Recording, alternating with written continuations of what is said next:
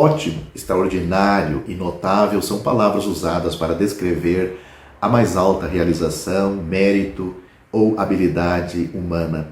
Vejamos o que os indivíduos almejam nesta vida curta. Então vamos comparar esses objetivos e sonhos com o que Deus quer que consideremos tendo em vista a eternidade.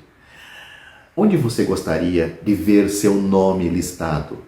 Desde 1899, a editora americana Marques, Quem é Quem? Esse é o nome da revista. Conhece aqueles de grande realização, ou melhor dizendo, reconhece aqueles de grandes realizações nos negócios, medicina, política, etc.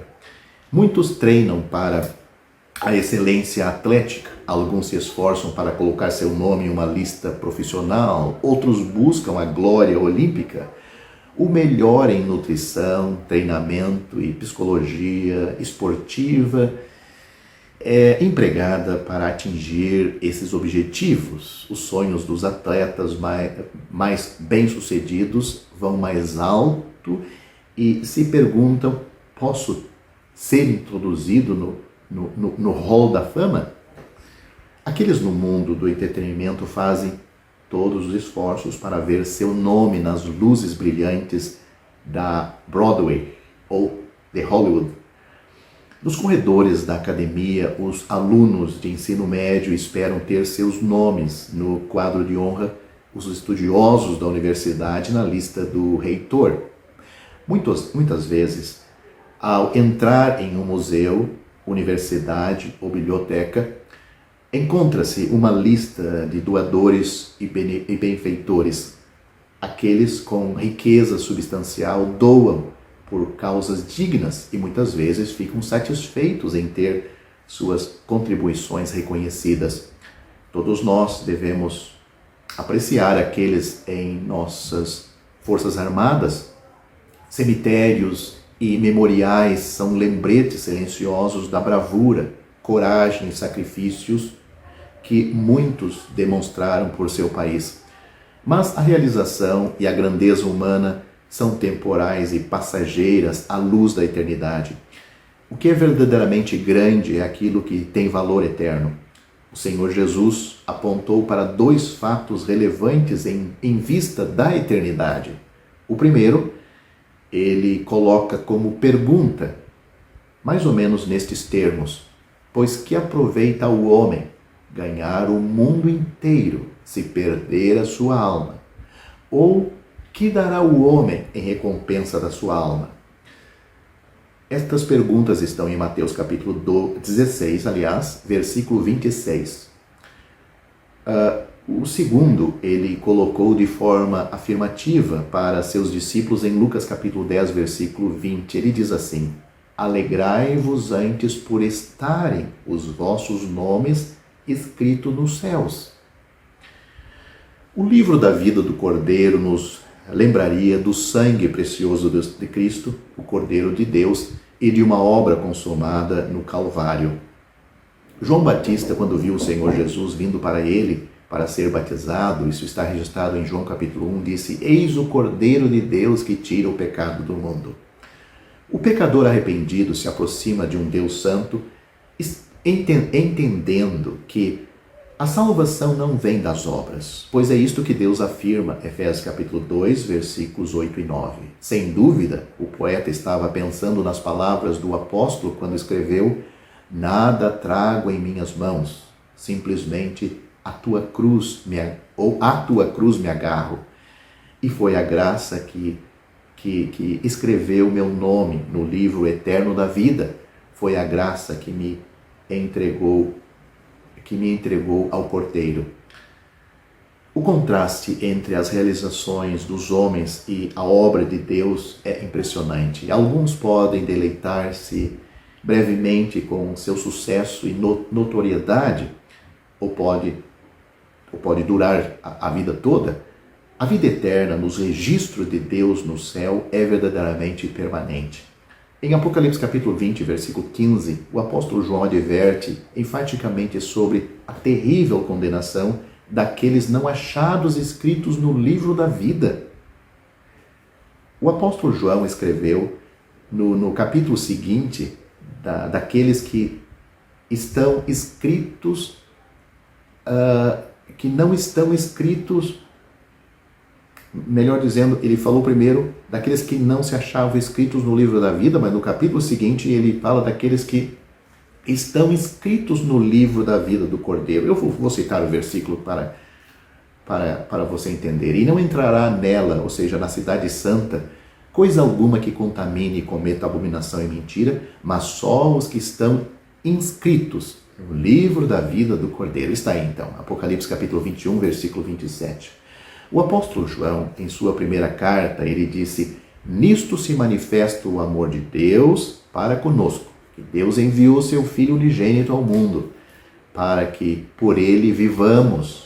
Nisto está o amor, não em que nós tenhamos amado a Deus, mas em que ele nos amou a nós e enviou seu Filho para propiciação, como sacrifício pelos nossos pecados. Isso está em 1 João capítulo 4, e eu citei os versículos 9 e 10. O Senhor Jesus se manifestou para tirar os nossos pecados. Isso está em 1 João também, capítulo 3, versículo 5. Se manifestou para desfazer as obras do diabo. Isso está no versículo 8 desse mesmo capítulo 3. E se manifestou para que por ele vivamos. Eu já citei aqui no capítulo 4, versículo 9, porque o amor é de Deus. Capítulo 4, versículo 7. E Deus é amor. Versículo 8. Cada bênção que gozamos tem sua fonte no amor de Deus para conosco. Nunca cansamos de repetir as palavras preciosas do Senhor Jesus, porque Deus amou o mundo de tal maneira que deu o seu Filho unigênito, para que todo aquele que nele crê não pereça, mas tenha a vida eterna. João capítulo 3, versículo 16. O amor divino tomou a iniciativa ao realizar a nossa salvação. E vale a pena destacar que isso se torna claro bem no início da Bíblia, depois do homem ter pecado contra Deus. E chamou o Senhor Deus a Adão e disse-lhe: onde estás? Gênesis capítulo 3, versículo 9. Deus não estava procurando informações, mas queria ensinar a Adão que o pecado tinha destruído a sua comunhão e aberto um grande abismo entre eles. A lição é clara: o reconhecimento da alienação de Deus é o primeiro passo na salvação. O amor que buscou Adão, caído no Éden, finalmente trouxe o Salvador do céu. E ele veio para buscar e salvar o perdido. Lucas capítulo 19, versículo 10. E para que ele pudesse efetuar a salvação dos perdidos, ele se tornou a propiciação pelos nossos pecados. Nesse contexto, devemos notar 3 assuntos importantes. Em primeiro lugar, o amor de Deus foi manifestado. Seu amor não é somente teórico, não é uma teologia abstrata, não é somente uma ideia emocional. O seu amor foi demonstrado através da história. É um fato. Cristo morreu pelos nossos pecados, segundo as Escrituras, e foi sepultado e ressuscitado ao terceiro dia, segundo as Escrituras, e foi visto por seus discípulos. 2 Coríntios capítulo 15, versículos 3 a 5. A salvação é baseada em fatos bem confirmados e autenticados. Em segundo lugar, o amor de Deus foi manifesto no seu Filho unigênito. Esta é uma expressão da mais profunda afeição, como podemos provar de Hebreus capítulo 11, versículo 17, aquele que recebera a promessa ofereceu o seu filho unigênito. Abraão tinha outros filhos, mas somente Isaque é chamado seu filho unigênito. E foi dele que Deus disse: toma agora o teu filho, o teu único filho, Isaque, a quem amas. Gênesis capítulo 22, versículo 2, para sacrificá-lo. O amor de Deus foi demonstrado na morte do próprio Filho, a quem ele amava infinita e eternamente. E em terceiro lugar, o Senhor Jesus não se tornou Filho de Deus pela encarnação, ele foi enviado como Filho. Só pensar que Deus nos teria amado é muito maravilhoso. Mas pensar que seu amor para conosco foi manifestado na morte de seu amado Filho eterno nos faz exclamar: Tal conhecimento é maravilhoso demais para mim. Elevado é, não posso atingir. Foi o que o salmista compreendeu diante de admirações também em Deus. Está no Salmo capítulo 139, versículo 6. Até mesmo isso é excedido quando lemos: Ele nos amou a nós e enviou seu Filho para a propiciação pelos nossos pecados. A palavra propiciação aqui é um substantivo no grego e se refere ao sacrifício do Senhor Jesus Cristo lá na cruz. Ele é a propiciação, significando que Ele mesmo, através do sacrifício expiatório da sua morte, é a maneira pessoal pelo qual Deus mostra misericórdia ao pecador que crê em Cristo como crê em Cristo como aquele que foi o método providenciado por Deus para a nossa salvação. Como a propiciação, Cristo enfrentou toda a ira de Deus contra os nossos pecados. A Bíblia diz: porque pela graça sois salvos por meio da fé. É por isso que ela pode dizer que a salvação é de graça, porque Ele pagou o preço. Pela graça sois salvos por meio da fé. Isto não vem de vós, é dom de Deus, não vem das obras, para que ninguém se glorie. Efésios capítulo 2, versículos 8 e 9. Eu lhe pergunto ao terminar este vídeo: você está satisfeito com a obra de Cristo? Eu lhe pergunto se você está unicamente satisfeito com esta obra. Muitos dizem que creem em Cristo, que Ele é o Salvador, que compreende a história da sua morte, mas junto com a obra de Cristo está o batismo, está o dízimo, está o jejum, está a contribuição na igreja, está a mão do pastor colocado sobre a sua cabeça na hora da sua conversão, está a confissão ao padre, ao pastor, ao missionário, está a confiança em tantas outras coisas que são amuletos, que lhe ajudam, através de alguma boa obra da sua parte, para ajudar Cristo na sua salvação. Não, meu prezado ouvinte e amigo, pelo bem da sua alma, abra mão de tudo isto, porque a Bíblia diz que a salvação é pela graça, recebida pela fé, não vem de vós. Não vem de vós. É dom de Deus. Não vem das obras, para que ninguém se glorie. Você diz: não, então eu estou perdido. Está perdido sim. Você entendeu a mensagem. Graças a Deus. O problema é se você vai querer receber esta verdade, receber a Cristo como seu Salvador, único e pessoal, porque você é um pecador condenado por Deus, merecedor do inferno, ou você acha que não é? Você é, como eu era e sou, mas Cristo me salvou quando eu compreendi que eu era um pecador que estava indo para o inferno e merecia ir aos 18 anos. Mas Deus diz que Ele me amou, enviou seu Filho como Salvador do mundo e que pela graça eu podia ser salvo, recebendo pela fé. Isto não vinha de mim, era um dom de Deus. Tudo isto o Espírito Santo falou ao meu coração e eu aceitei. Esta resistência que você tem ao me ouvir, você não está resistindo a mim, está resistindo à verdade que o Espírito Santo deixou claro na Bíblia. E você vai ser salvo somente quando você aceitar esta verdade. Ou você muda de atitude, ou você continua agarrado a essas coisas e confiando naquilo que é falso e pensando que Cristo vai lhe ajudar na hora da morte e vai concluir a salvação que você tão bem conservou durante a vida. Meu prezado ouvinte, vai ser um desespero quando você abrir os seus olhos no inferno e pensar: por que Deus me deixou aqui? Porque você não confiou nele.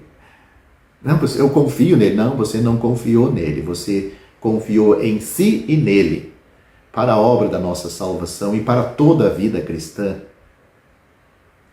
Diz que o justo viverá pela fé.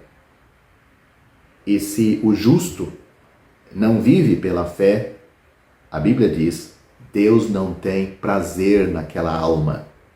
Portanto, a pessoa é justificada pela fé, vive pela fé e estará no céu pela fé. Não é pela sua grande fé, mas a fé depositada na grande pessoa. Foi Cristo que morreu por nós. Ele disse que estava consumado na cruz a obra para a nossa salvação. Você não tem coragem de confiar unicamente nele? Esqueça o que o seu pastor diz, esqueça o que você aprendeu na sua religião até hoje. Esqueça o que pode valer para outros a confiança deles em vela, em santo, em tanta bobagem. Creia na verdade de Deus. O apóstolo Pedro disse, em nenhum outro há salvação. Pedro, que dizem ter a chave da porta do céu, se ele tem, portanto, ele está dizendo, olha, em nenhum outro há salvação. Ele está dizendo, salvação não está em mim. Em nenhum outro há salvação, fora de Cristo não há salvação, porque também debaixo do céu nenhum outro nome há dado entre os homens pelo qual devamos ser salvos.